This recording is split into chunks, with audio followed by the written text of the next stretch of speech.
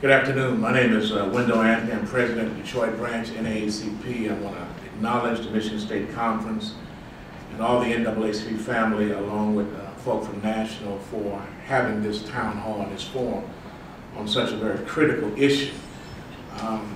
This is an issue that is non-political. It would seem and should be.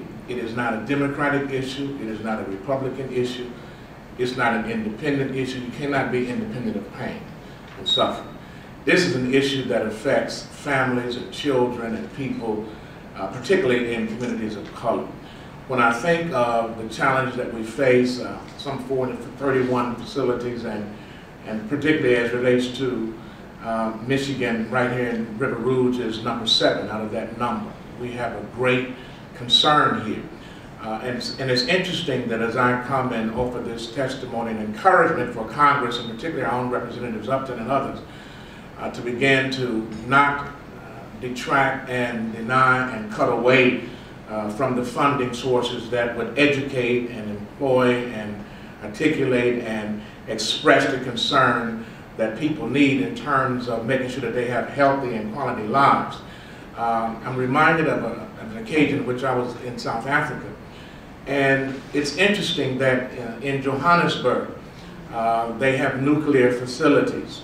And the nuclear facilities power the communities at large. And the power from the facilities goes to empower folk in Johannesburg who live in the majority community. The waste from the nuclear facility drains into the areas of Soweto. I hope you heard what I said. Yes, yes. The waste from the nuclear facilities drains in the community that can at least afford to have any kind of toxicity and poison and fumes and waste that comes upon them. Hopefully that has changed from the time period in which I was there, during the time period of the Mandela presidency.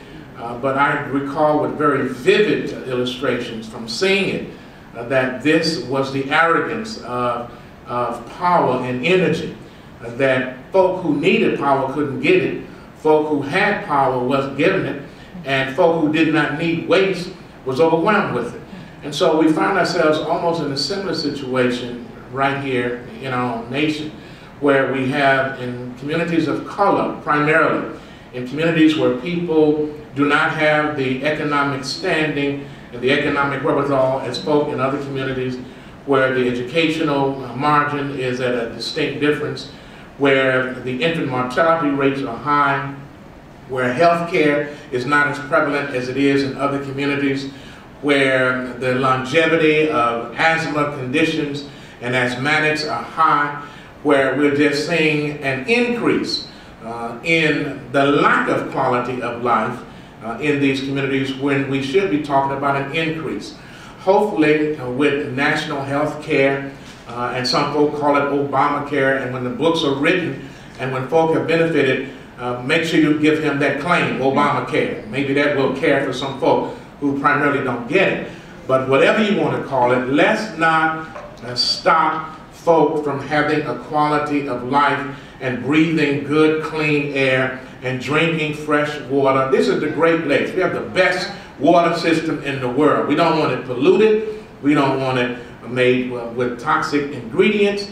We don't want our babies born breathing bad air. Let's clean it up. Let the corporate community, along with the grassroots community and our political representation, come together and fix this problem. This is fixable. It's doable. And I commend the organization, and I hope that those of us who are in Congress, even though you may not be living in these communities, even though you might not have relatives that might be in these communities, that we are your relatives, that we are your brothers and your sisters, and a healthy community is a growing community. A healthy community can be a productive community. A healthy community can pay taxes, can work, and can make contributions to our nation. There's a drain that comes on the back end by not taking care of these problems on the front end. So we encourage all of those who are in Congress, all of those who are on the Energy Committee, those committees of health and welfare, to make sure that we do not cut away from the benefits that will improve the quality of life of our people. Though we have done it unto the least of these, we've done it unto him. And so we pray that you will look to your heart, look to your purse strings, look to your budget. By your budget we shall know you. Your budget should not decrease. Your budget should maintain, and quite frankly, it should increase in terms of diminishing the negative returns on folk in our communities all across this nation. I hope somebody heard me. If you hear me, then let's do something to bring some significant results all over our nation. Thank you very much.